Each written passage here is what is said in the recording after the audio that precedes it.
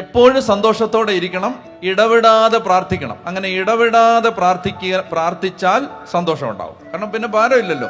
ഭാരം കർത്താവിന്റെ കയ്യിൽ കൊടുത്തു കഴിഞ്ഞു. അപ്പോൾ പിന്നെ ഒരു വ്യക്തിക്ക് ഭാരമില്ല.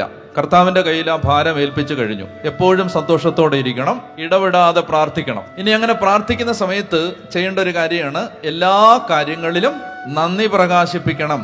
എല്ലാ കാര്യങ്ങളിലും നന്ദി പ്രകാശിപ്പിക്കണം. അത് ജീവിതത്തില് നമ്മളൊരു നിയമമായി ഏറ്റെടുക്കണം. മറന്നുപോകും നമ്മൾ, ചിലപ്പോൾ മറന്നു. എല്ലാ കാര്യത്തിനും നന്ദി പറയണം. പ്രാർത്ഥനയിലെ ഒരു പ്രധാനപ്പെട്ട പങ്കെന്ന് പറയുന്നത് ദൈവത്തിന് നന്ദി പറയുകയാണ്. എല്ലാ കാര്യത്തിനും നന്ദി പറയണം. ഒരു കാര്യത്തിന് നന്ദി പറഞ്ഞാൽ പിശാചിന് അതിൻ്റെ മേലുള്ള അവകാശമില്ലാതാവും. ഒരു കാര്യത്തിന്റെ മഹത്വം ദൈവത്തിന് കൊടുത്താൽ, ദൈവമേ ഇത് നീ തന്നതാണ്, നിനക്ക് ഞാൻ നന്ദി പറയുന്നു എന്ന് പറഞ്ഞാൽ അത് ദൈവത്തിൻ്റെതായി മാറും. പഴയ നിയമത്തിൽ എന്ത് കാര്യവും ബലിപീഠത്തിൽ എടുത്ത് വെച്ച് കഴിഞ്ഞാൽ പിന്നെ അത് ദൈവത്തിൻ്റെതാണ്.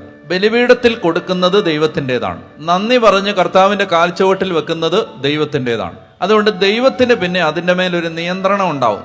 വീടിനെ കുറിച്ച് നന്ദി പറഞ്ഞാൽ വീടിന്റെ മേലും, ശരീരത്തെക്കുറിച്ച് നന്ദി പറഞ്ഞാൽ ശരീരത്തിന്റെ മേലും, കിട്ടിയ അനുഗ്രഹങ്ങളെക്കുറിച്ച് നന്ദി പറഞ്ഞാൽ അവയുടെ മേലുമെല്ലാം ദൈവത്തിന് ഒരു നിയന്ത്രണം ഉണ്ടാവും.